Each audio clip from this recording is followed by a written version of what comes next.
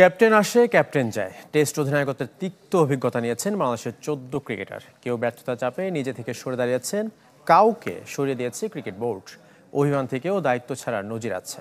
অধিনায়কত্বের musical chair থেকে সবশেষ সরে দাঁড়াতে হলো নাজমুল শান্তকে। গেল বছরের শুরুতে ৩ ফরম্যাটে ক্যাপ্টেন হয়েছিলেন নাজমুল শান্ত। বছর ঘুরতে নিজে থেকে ছেড়ে দেন টি-20-র নেতৃত্ব। ওয়ানডেতে সরিয়ে দেওয়ার পর অভিমানে ছাড়লেন টেস্টের দায়িত্ব।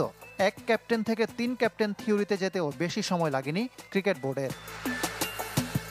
অধিনায়কের মিউজিক্যাল চেয়ার থেকে বাদ পড়াদের তালিকায় নাজমুল প্রথম নন। কখনো বাজে পারফরমেন্সের চাপে নিজে থেকে সরে দাঁড়ানো, কখনো বরখাস্ত। অভিষেক টেস্ট অধিনায়ক নাইমুর রহমান দুর্জয়কে দিয়ে শুরু। ৯ টেস্টে জয়শূন্য থাকার পর তাকে বরখাস্ত করেছিল ক্রিকেট বোর্ড।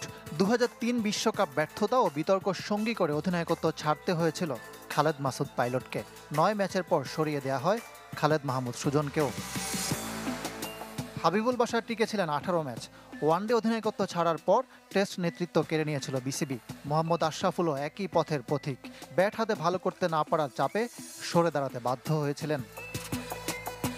সাকিব আল হাসানের ২ দফা তিক্ত অভিজ্ঞতা। ইনজুরিতে শেষ হয়ে যাওয়া মাশরাফির ১ ম্যাচের টেস্ট ক্যাপ্টেন্সির পর দায়িত্ব নিয়েছিলেন বিশ্বসেরা অলরাউন্ডার। ৬ ম্যাচের পর তাকে সরিয়ে দিয়েছিল লোটাস কামালের ক্রিকেট বোর্ড। ২০১৮ সালে দ্বিতীয়বার টেস্ট অধিনায়ক হন।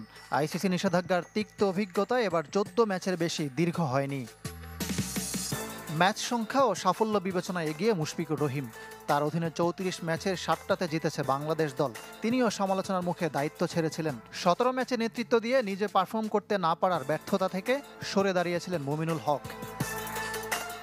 মাহমুদুল্লাহর ৬ ম্যাচের অভিজ্ঞতাও সুখকর ছিল না। নিয়মিত ক্যাপ্টেনের অনুপস্থিতিতে ২ ম্যাচে নেতৃত্ব দিয়েছিলেন মেহেদী হাসান মিরাজ। ওয়ানডের মতো টেস্টেও তিনি হতে পারেন নতুন অধিনায়ক। মিরাজ পারবেন তো এই বৃত্ত ভাঙতে?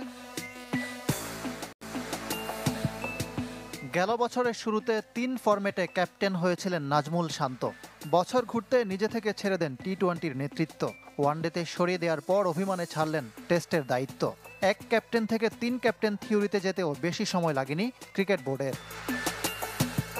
অধিনায়কের মিউজিক্যাল চেয়ার থেকে বাদ পড়াদের তালিকায় নাজমুল প্রথম নন। কখনো বাজে পারফরমেন্সের চাপে নিজে থেকে সরে দাঁড়ানো, কখনো বরখাস্ত। অভিষেক টেস্ট অধিনায়ক নাইমুর রহমান দুর্জয়কে দিয়ে শুরু। ৯ টেস্টে জয়শূন্য থাকার পর তাকে বরখাস্ত করেছিল ক্রিকেট বোর্ড। ২০০৩ বিশ্বকাপ ব্যর্থতা ও বিতর্ক সঙ্গী করে অধিনায়কত্ব ছাড়তে হয়েছিল খালেদ মাসুদ পাইলটকে। ৯ ম্যাচের পর সরিয়ে দেওয়া হয় খালেদ মাহমুদ সুজনকেও। হাবিবুল বাশার টিকেছিলেন ১৮ ম্যাচ। ওয়ানডে অধিনায়কত্ব ছাড়ার পর টেস্ট নেতৃত্ব কেড়ে নিয়েছিল বিসিবি। মোহাম্মদ আশরাফুলও একই পথের পথিক। ব্যাট হাতে ভালো করতে না পারার চাপে সরে দাঁড়াতে বাধ্য হয়েছিলেন।